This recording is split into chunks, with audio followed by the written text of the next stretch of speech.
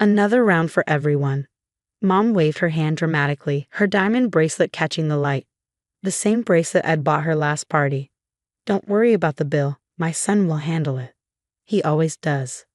Laughter rippled through her friends at the expensive restaurant. I sat there, fork frozen midway to my mouth as the words hit like shards of glass. 7 years of supporting them, and this was what it had come to, a joke at a dinner table. Oh, Margaret, you're so lucky. Mrs. Peterson, her tennis partner, giggled. Having your own personal ATM must be wonderful. Mom didn't even try to defend me. Instead, she leaned in, wine glass tilting dangerously. The best part, he never says no. Not to the house repairs, not to Tommy's college fund, not to anything. Just waves that magic credit card of his. More laughter, more jokes. I sat there, invisible despite funding this entire evening. My mother's 50th birthday celebration. $15,000 for the party, not counting the bracelet or the new dress she was wearing. My younger brother Tommy caught my eye from across the table and quickly looked away. He knew. Of course he knew. I paid his entire college tuition, covered his rent, bought his car. But he stayed silent, picking at his $200 Wagyu steak. Remember when he got that big promotion? Mom continued, her voice carrying across the table. First thing he did was pay off our mortgage. Didn't even think twice about it. Such a good son, someone commented, but the words dripped with condescension. I pulled out my phone, opening my banking app. 7 years of transactions stared back at me. House payments, car loans, credit card bills, vacations, shopping sprees. $300,000. My entire savings poured into their endless needs. Oh, and just last week, Mom was on a roll now. He bought me this stunning bracelet. Didn't even ask why I needed it. Just handed over his card like always. My fingers tightened around my phone. Something inside me, something that had been bending for years, finally snapped. I opened my photos, scrolling through screenshots I'd been collecting. Every manipulative text message, every guilt trip, every emergency that required immediate financial assistance, and something else, evidence of their fraud. Yes, fraud. I discovered it 3 months ago. Mom and Dad had been taking out loans in my name, using my personal information. They'd hidden it well, but I found the papers, traced the transactions. More wine. Mom called out, and I watched as another $500 bottle appeared at the table. I stood up abruptly, my chair scraping against the floor. The conversation faltered. Leaving already, honey? Mom asked, her smile never reaching her eyes. Don't forget to stop by the front desk. They're holding the bill for you. More snickers. More knowing looks. I walked to the front desk, but instead of paying, I canceled the entire reservation. Let them figure it out themselves. Outside, the summer evening was warm, but I felt cold. 7 years of being their safety net, their backup plan, their personal bank. 7 years of watching them take and take, never giving anything back except mockery and demands. I drove home in silence, my mind racing. In my study, I pulled out a thick manila envelope.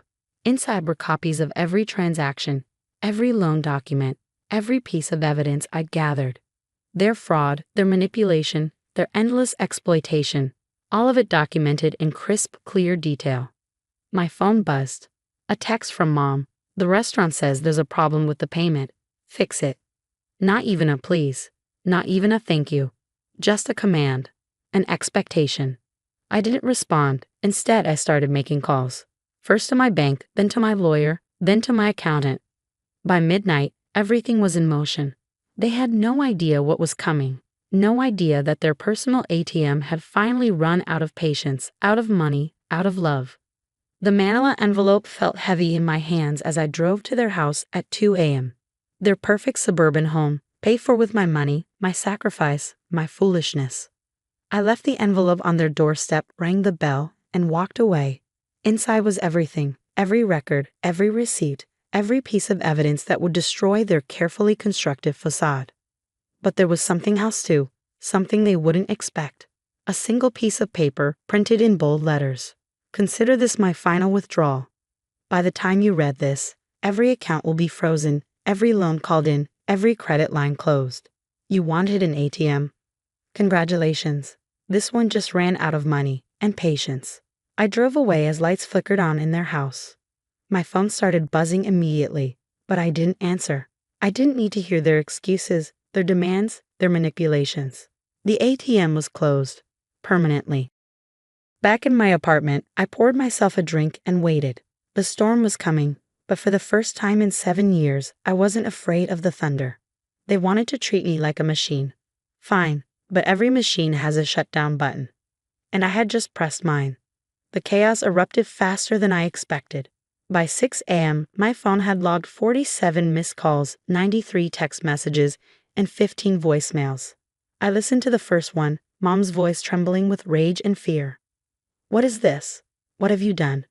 You can't just call me back immediately." The second voicemail was Dad, his usual authoritative tone cracking. "Son, you're making a terrible mistake. These accusations, these documents, we need to talk. Now." I deleted the rest without listening. Instead, I watched the sunrise from my balcony, sipping coffee, feeling strangely peaceful. The morning news played on my tablet, a small local story about a prestigious family facing sudden financial irregularities. It was beginning. At 9 a.m., my doorbell rang. Through the security camera, I saw Mom, still wearing her party dress from last night, mascara streaked down her face. Dad stood behind her, clutching the manila envelope, his knuckles white. "Open this door," Mom's voice echoed through the hallway. "You can't do this to us. We're your parents." I pressed the intercom button. "Actually, I can." And I did. "The banks are calling," Dad shouted. "Everything's frozen." "What did you tell them?" "The truth," I replied calmly. "Every transaction, every forged signature, every fraudulent loan." "Did you really think I wouldn't find out?" "We're your family," Mom's voice cracked. "Everything we did for the family." I laughed, a cold, hollow sound that surprised even me. "Family? Was it family when you mocked me at dinner? When you called me your personal ATM? When you stole my identity for loans?" "That was different," Dad protested. "We needed." "You needed?" I cut him off. "You needed the vacation home in Florida, the country club membership, Tommy's third car." Speaking of Tommy, my phone buzzed with his message. "Bro, my credit card just got declined. Fix this." I blocked his number. The pounding on my door continued. "If you don't open this door right now," Dad threatened. "Well, you'll what?" I asked. "Call the police?" "Please do. I'm sure they'd be very interested in these fraud documents." Silence. Then Mom's voice, softer now, manipulative. "Sweetie, we can work this out. We're sorry about last night. I was just joking. You know how I get with wine." "You have exactly 1 minute to leave before I call security," I said. "And Mom, that bracelet you were so proud of, the receipts in that envelope. Fraud charges are serious when the amount exceeds $50,000. I heard Dad's sharp intake of breath. He didn't know about that one. "You wouldn't," Mom whispered. "Try me." They left, their footsteps heavy with defeat and disbelief. But I knew this wasn't over. They'd try again.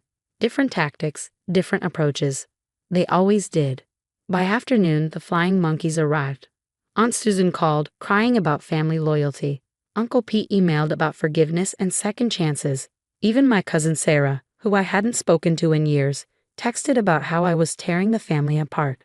I sent them all the same response, a PDF of the fraud documents. The responses stopped quickly after that. Tommy showed up at my office around 4 p.m. Security didn't let him pass the lobby. I watched through the glass doors as he made a scene, shouting about how I was ruining everything, how his girlfriend would leave him now that he couldn't afford their lifestyle. I felt nothing. The brother who sat silently through years of manipulation, who benefited from my generosity while watching them drain me dry, meant nothing to me now.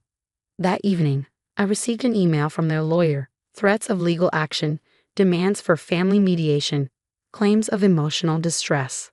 I forwarded it to my attorney without reading past the first paragraph.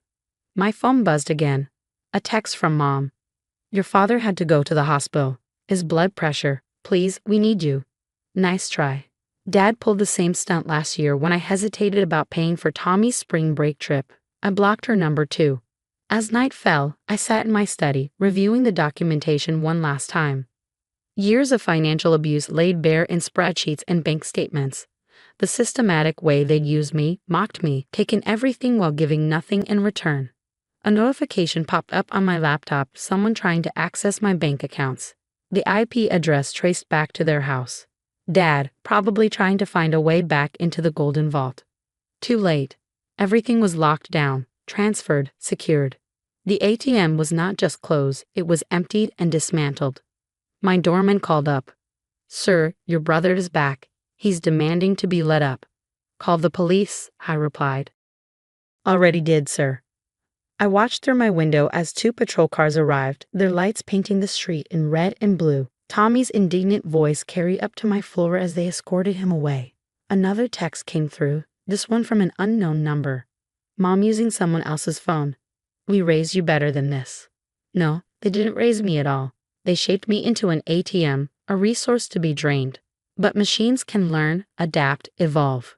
And I had evolved beyond their control. 3 weeks passed. The storm didn't die. It transformed. First came the public meltdown.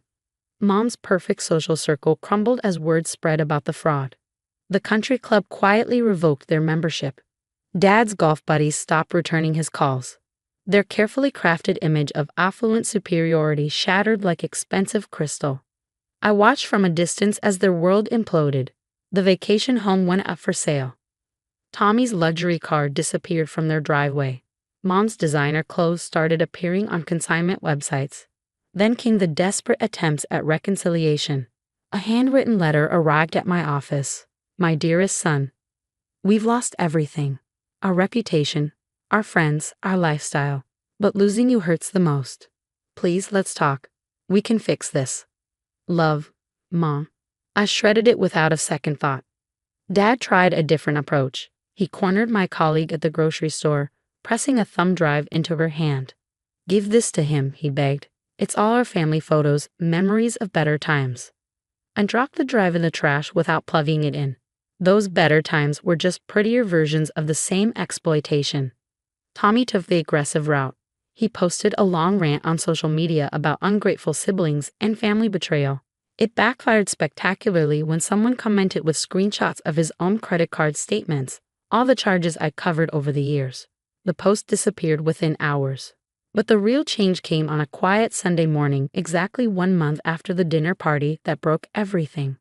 I was at my favorite coffee shop when Mrs. Peterson, Mom's former tennis partner, slid into the seat across from me. "I owe you an apology," she said quietly. "We all saw it, you know, the way they used you, the way they laughed. But we said nothing." I sipped my coffee, waiting. "Margaret, your mother, she's been telling everyone you abandoned them, that you're mentally unstable, that you're lying about the fraud." She paused. "But we've known your family too long. We've seen the patterns." And I kept my voice neutral. "And I thought you should know. They are planning something. I overheard them at the pharmacy.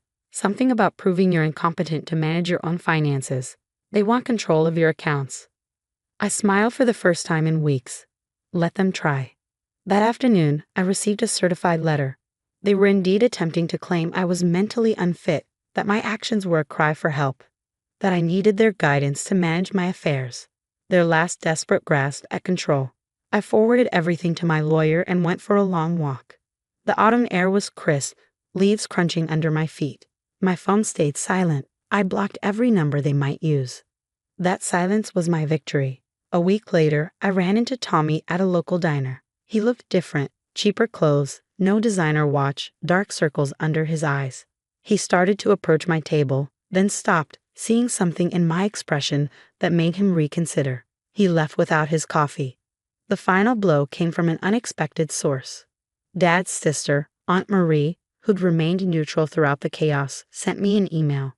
"I've watched this family dynamic for decades. Your parents did the same thing to your grandfather. Drained him dry, mocked him behind his back, called him their retirement plan. He died broke and alone. I should have warned you years ago. I'm sorry I didn't." She attached old bank statements, letters, evidence of a pattern that went back decades. A family tradition of financial abuse passed down like a toxic inheritance. But I had broken the chain. 6 weeks after that fateful dinner party, I moved to a new apartment. No forwarding address, no traces, no connections to the past. My company's overseas position had opened up at the perfect time. The night before I left, I drove past their house one last time. The perfectly manicured lawn was overgrown. A past due notice hung on the door.